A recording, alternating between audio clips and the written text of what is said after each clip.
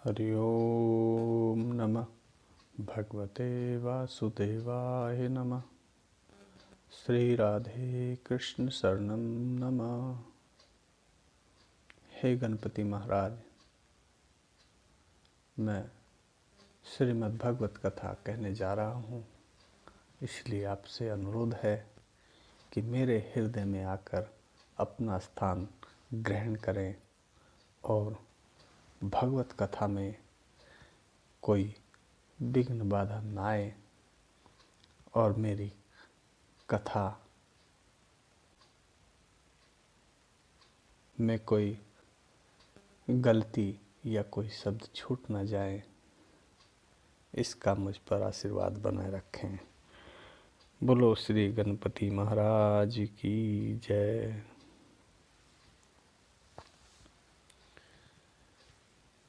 विदुर जी का पूर्व जन्म। विदुर जी पूर्व जन्म में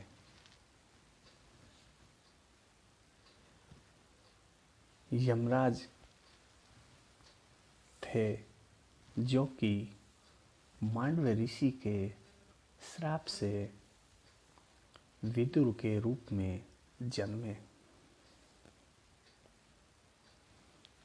एक समय की बात है, जब राजा के कुछ सिपाहियों ने कुछ चोरों को मांडव्य ऋषि के आश्रम पर पकड़ा और उन्होंने यह सोचा, इन चोरों के साथ ऋषि भी चोरी में शामिल हैं।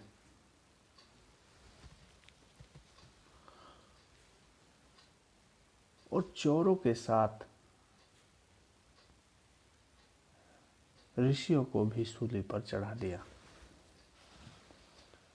जब राजा को पता चला कि इसमें ऋषि को भी सूली पर चढ़ा दिया, तो राजा ने उन्हें नीचे उतरवाया और उनसे अपने अपराध की क्षमा याचना मांगी। ऋषि ने यमराज से जाकर पूछा, मेरा अपराध क्या था जो मुझे इतना बड़ा दंड दिया? यमराज ने कहा, एक बार आपने बचपन में एक जीव जिसका नाम टिड्डी है,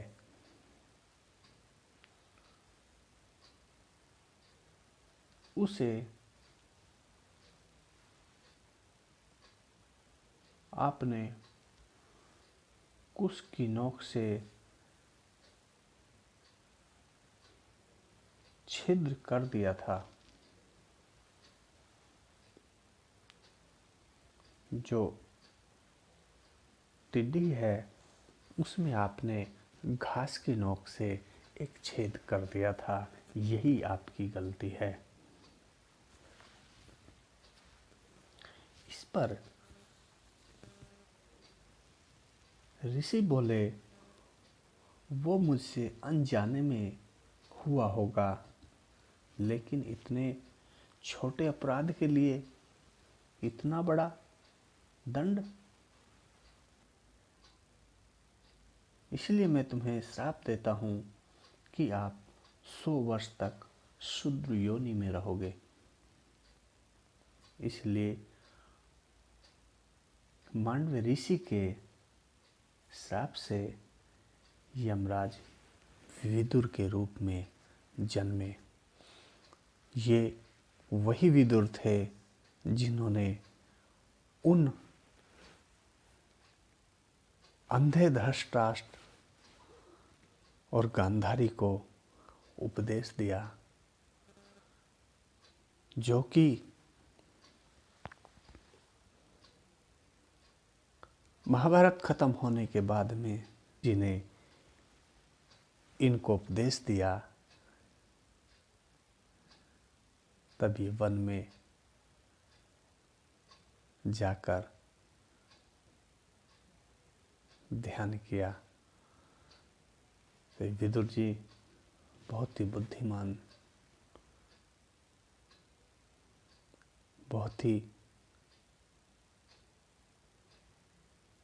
शील संतोष श्रेणी के संत थे।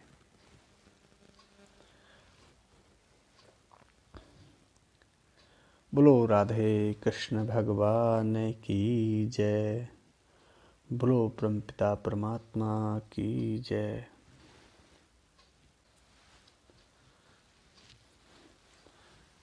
अपशकुन को देखकर युधिष्ठिर का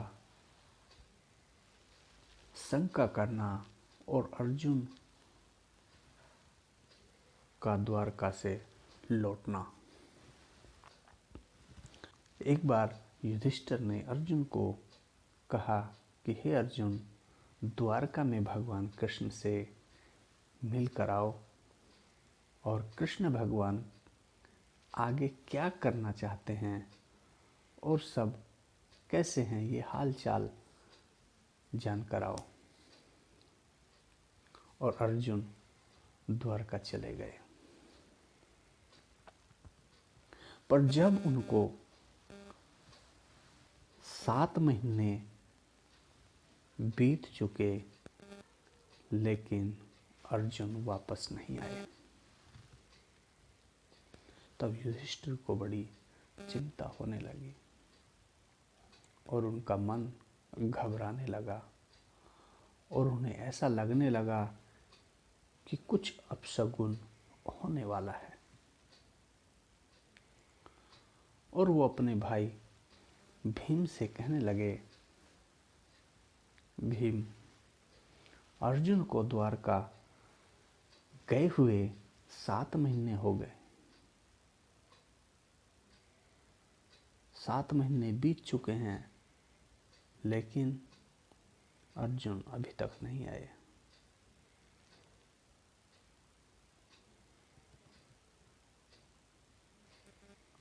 भीम अर्जुन को कोई अपशगुन सा लग रहा है, कोई बात तो नहीं हो गई।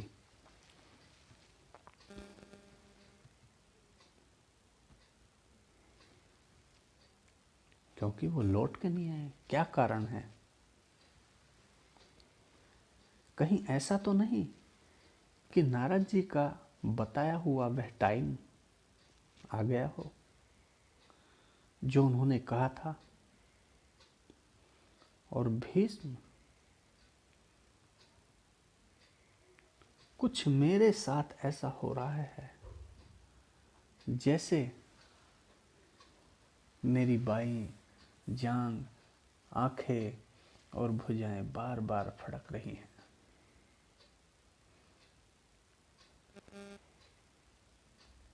और श्यारनी सूर्य उदय होते ही सूर्य की ओर मुख करके रो रही है और कुत्ता निर्भय होकर मेरी ओर भौंक रहा है। और भीमसेन कुछ अच्छे पशु जैसे गौ आदि पशु मुझे अपने दाहिने कर देते हैं। इससे कुछ अपशगुन होने की शंका नजर आती है। और मैं जो फल भी लाता हूं वो भी जल्दी ही सड़ जाता है।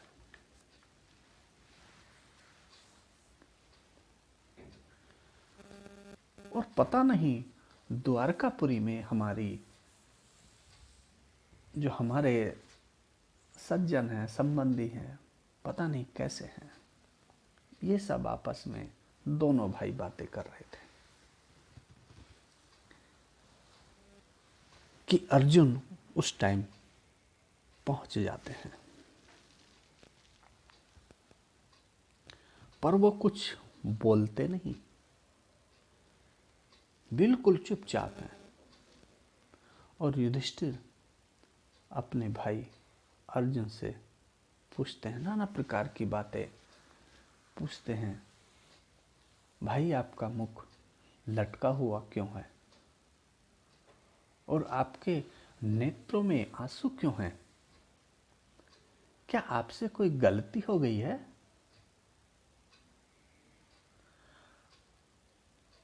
या आप किसी ब्राह्मण को वचन देकर उसे पूरा नहीं कर पाए? और हमारे घर परिवार में सब कुशल पूर्वक हैं।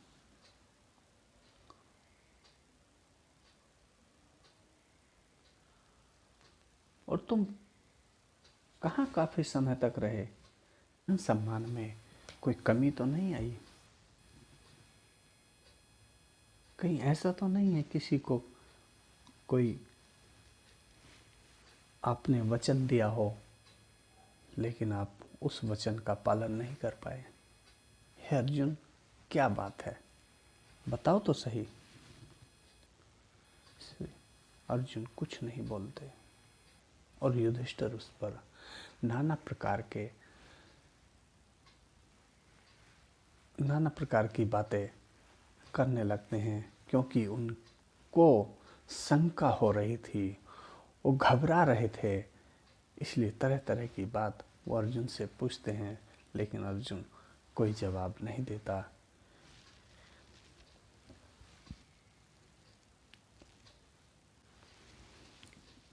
कृष्ण और पांडवों का परीक्षित को राज्य देकर स्वर्ग सिधारना। सूत जी कहते हैं, भगवान कृष्ण के प्यारे सखा अर्जुन कृष्ण के विरह से पहले ही परेशान थे। युधिष्ठिर ने अपने विवादों की लाइन लगा दी। अर्जुन बोले, भाई, अत्यंत घनिष्ठ मित्र का रूप धारण करने वाले श्री कृष्ण ने मुझे ठग लिया।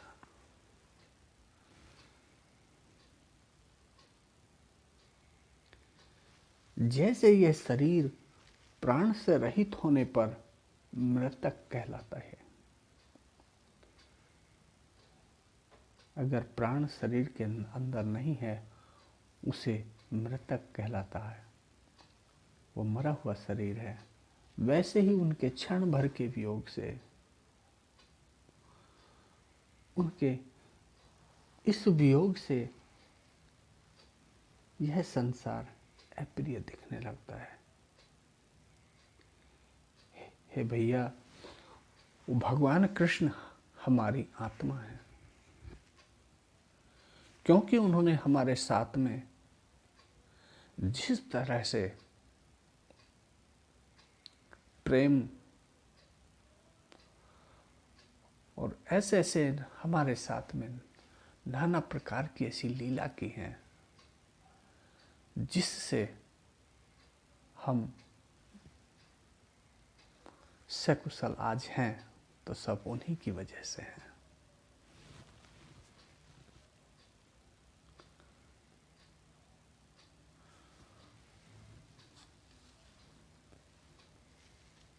इस प्रकार युधिष्ठिर से कहने लगे।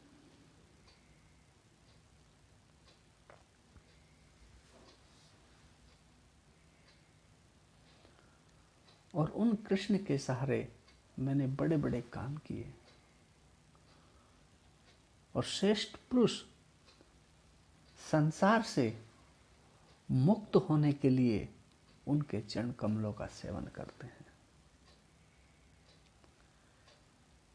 लेकिन मुझ मंदबुद्धि ने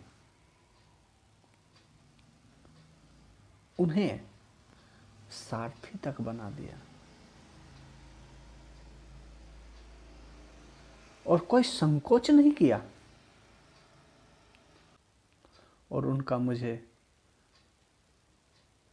पार्थ, अर्जुन सखा, कुरुनंदन आदि कहकर पुकारना मुझे याद आ रहा है। और जिस प्रकार मित्र अपने मित्र का, और पति अपने पुत्र का, पिता अपने पुत्र का अपराध सह लेता है, उसी प्रकार वो भगवान कृष्ण मुझ दुर्बुद्धि के अपराध को सह कर बैठ गए। और मैं उनको पहचान नहीं पाया कि वो ऐसे परमात्मा हैं, वो सबके आत्मा है, और मुझ दुष्ट बुद्धि ने उनको सारथी तक बना दिया।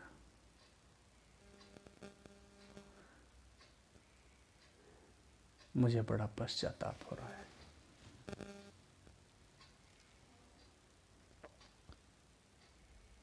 और तो क्या कहूं, वो मेरे हृदय में ही उन्हें पुरुषोत्तम भगवान से मैं रहित हो गया हूं।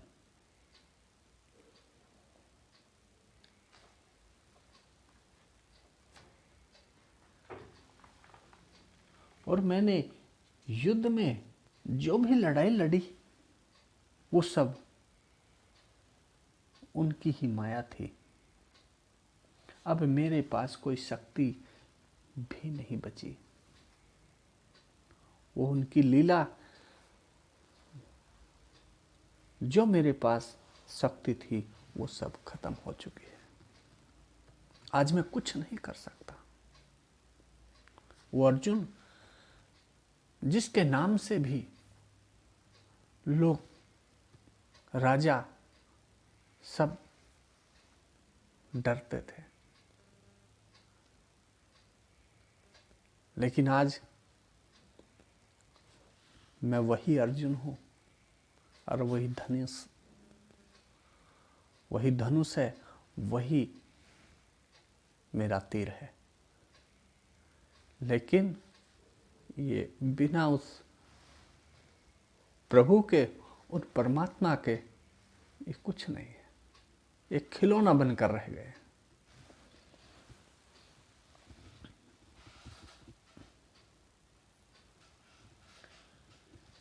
और मैं वहां से भगवान की पत्नियों को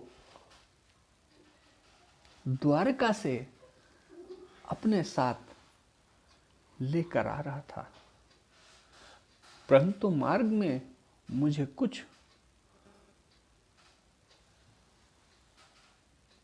दुष्टों ने, कुछ गोपों ने मुझे अबला की भांति हरा दिया। उन भगवान की पत्नियों को मुझसे छीन लिया।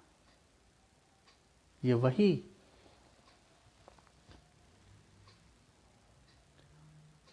और मैं उनकी रक्षा नहीं कर सका।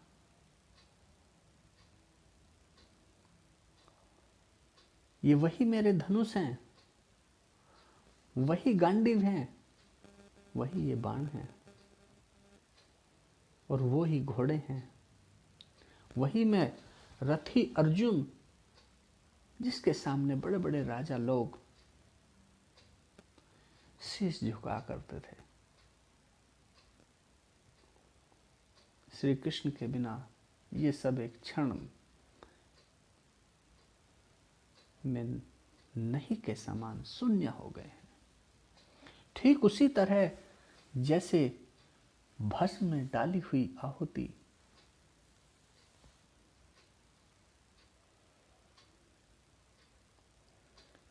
कपट भरी सेवा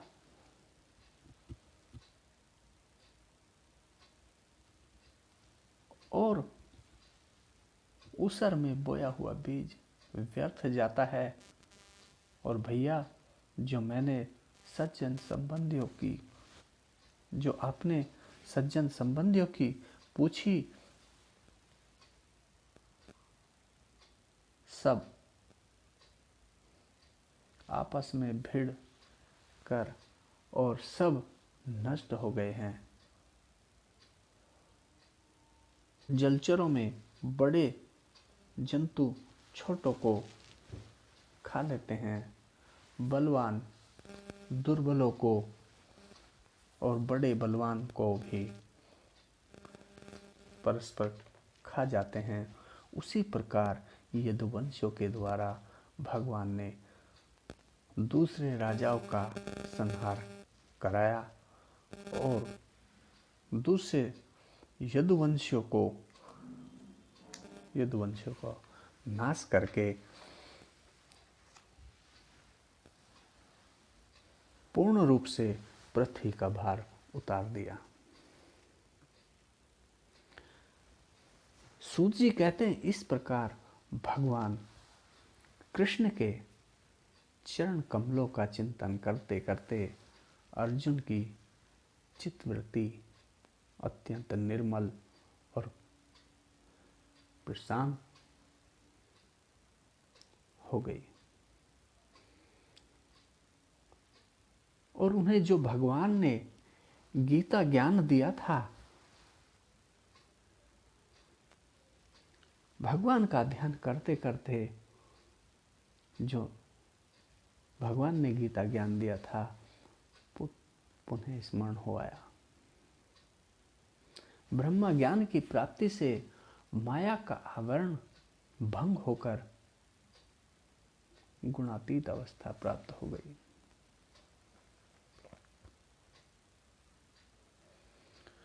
और शोक एवं जन्म मृत्यु के चक्र से सर्वथा मुक्त हो गए।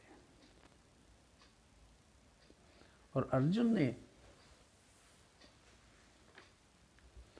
अर्जुन के मुख से भगवान कृष्ण की सधाम गमन की बात सुनकर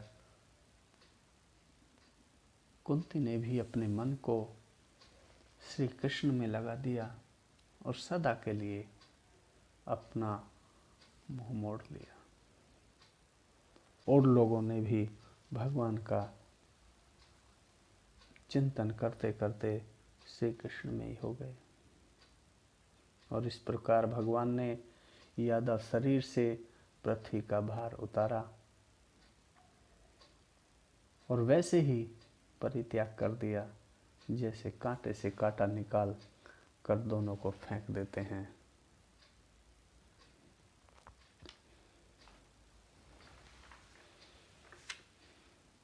बोलो राधे कृष्ण भगवान की जय।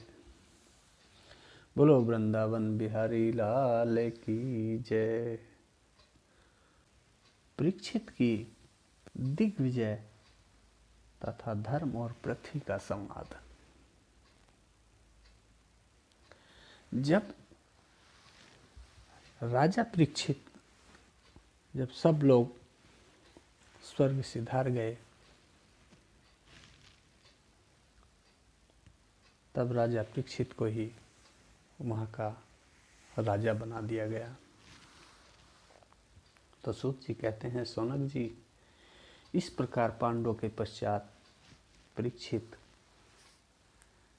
श्रेष्ठ ब्राह्मणों से शिक्षा ग्रहण करके शिक्षा के अनुसार पृथ्वी का शासन करने लगे। एक बार दिग्विजय करते परीक्षित है, जब अश्वत्थामा ने ब्रह्मास्त्र का प्रयोग किया था और ये उत्तरा के गर्भ में थे, तो भगवान ने इनकी रक्षा की थी। अब ऐसे इंसान को, ऐसे पुण्य आत्मा परमात्मा को कोई कैसे सम्मान नहीं करेगा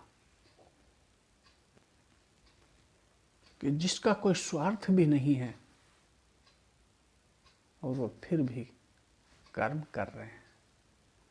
उन्होंने यादवों को आपस में इस तरह से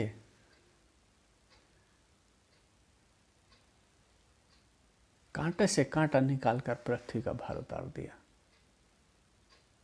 जिस तरह से कोई जादूगर अपनी माया से ही जादू का खेल दिखाता है और अपनी ही माया से समाप्त कर देता है।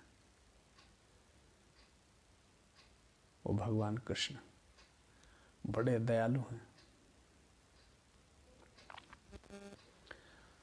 आगे आगे आपको ऐसी ऐसी कहानियां, उस परमात्मा से संबंध रखने वाली ऐसी ऐसी कहानी आती रहेंगी। भगवत कथा एक ऐसी चीज है जितना इसका सुमिरन करोगे उतना ही आपका मन पवित्र हो जाएगा, साफ हो जाएगा। जिस तरह से हम जब कपड़ा गंदा हो जाता है उसको सर्फ से साफ करते हैं या साबुन से साफ करते हैं, अच्छे से अच्छा सर्फ और साबुन इस्तेमाल करते हैं। उसी तरह से अगर हमारा मन में किसी तरह का मैल होता है तो ये श्रीमद् भगवत कथा उस आत्मा को धोकर साफ कर देती है। जिस तरह से शीशा गंदा होने पर आपको अपना चेहरा साफ दिखाई नहीं देता,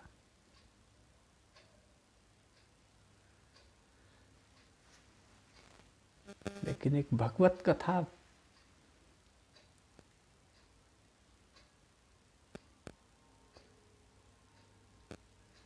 मन को और आत्मा को साफ कर देती है, जो गंध होता है उसको निकाल देती है, और आप उस आत्मा का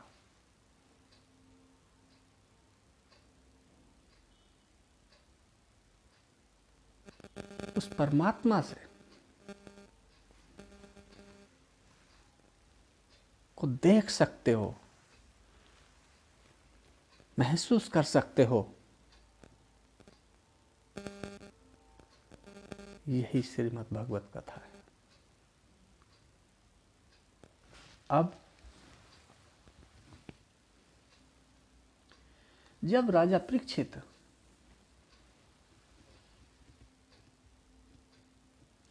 दिग्विजय करते हुए उन्होंने देखा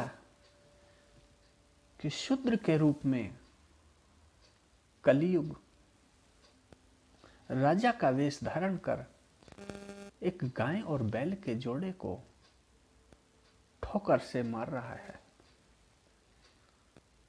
तब उन्होंने बलपूर्वक उसको पकड़कर दंड दिया। शौनक जी ने पूछा, सूत जी, राजा परीक्षित ने कलयुग को दंड देकर क्यों छोड़ दिया, उसे मारा क्यों नहीं? क्योंकि राजा का वेश धारण करने पर भी तो अधर्म शूद्र है। अगर भगवान कृष्ण से संबंधित कोई बात है तो सुनाइए।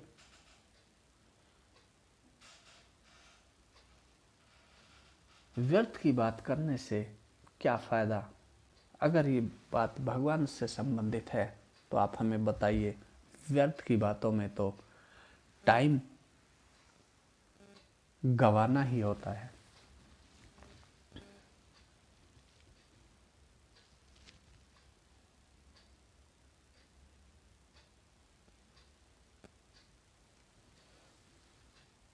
सूत जी कहते हैं, जो लोग चाहते तो हैं मोक्ष, परंतु अल्प आयु होने के कारण मृत्यु से ग्रस्त हो रहे हैं, और लोग नींद में रात और व्यर्थ के कामों में दिन गंवा रहे हैं। और जब परीक्षित ने सुना कि कलयुग का प्रवेश हो गया, इस समाचार से उन्हें दुख तो अवश्य हुआ, पर खुशी भी हुई, इसलिए कि चलो अब किसी से युद्ध करने का मौका तो हाथ लगा। वे यही परीक्षित थे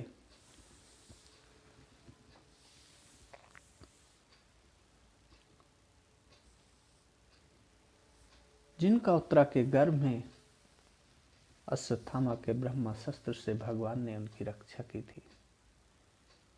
यदुवंशी और पांडवों में बहुत प्रेम था।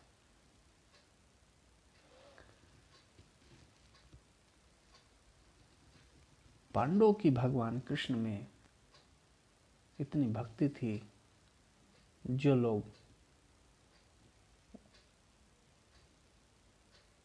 उन्हें यह चरित्र सुनाते थे, राजा परीक्षित बहुत खुश होते थे। राजा परीक्षित के ये सब वंशज थे, उनके परिवार के थे, और उनकी कहानियां सुनते रहते थे। मेरे बाबा ने ये किया, मेरे दादा ने ये किया। तो इस तरह से वो उनसे बड़े खुश होते थे। एक बार राजा परीक्षित घूम रहे थे, उन्होंने एक विचित्र घटना देखी। वह आपको सुनाता हूं कि बैल, जो धर्म था, धर्म बैल का रूप धारण करके एक पैर से घूम रहा था। एक स्थान पर उसे गाय के रूप में पृथ्वी मिली। उनके नेत्रों में आंसू थे और आंखों में आंसू देखकर उनका शरीर श्रीहीन हो गया। और धर्म पृथ्वी से पूछने लगा। धर्म ने कहा, कल्याणी, कुशल से तो हो, तुम्हारा मुख उदास है, कुछ ना कुछ दुख तुम्हें अवश्य है। कहीं तुम मेरी चिंता तो नहीं कर रही हो?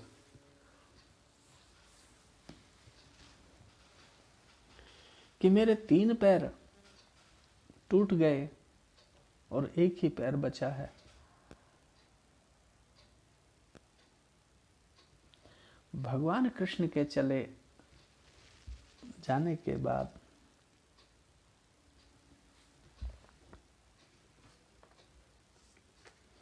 और भगवान कृष्ण चले गए, उदास हो। पृथ्वी बोली, धर्म, तुम सब जानते हो, जिन भगवान के सहारे तुम सारे संसार को सुख पहुंचाने वाले,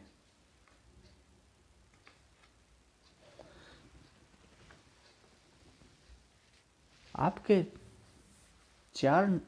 4 चरणों से मुक्त थे, जिसमें सत्य, पवित्रता, दया, क्षमा, त्याग, संतोष, सरलता, सम, दम, तप, समता, तितिक्षा, ज्ञान, वैराग्य, ऐश्वर्य, वीरता, तेज, बल, स्मृति, स्वतंत्रता, कौशल, क्रांति, धैर्य, कोमल, निर्भयता, विनय, शील, साहस, उत्साह, बल, सौभाग्य, गंभीरता, स्थिरता, अस्तिकता, कीर्ति, गौरव और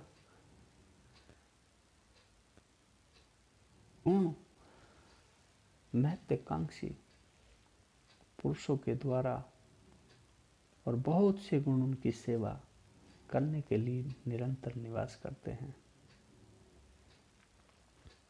धर्म और पृथ्वी इस प्रकार बात कर ही रहे थे, उसी समय राजा परीक्षित वहां आ गए। बोलो राधे कृष्ण भगवान की जय। बोलो श्रीमद् भगवत महापुराण की जय।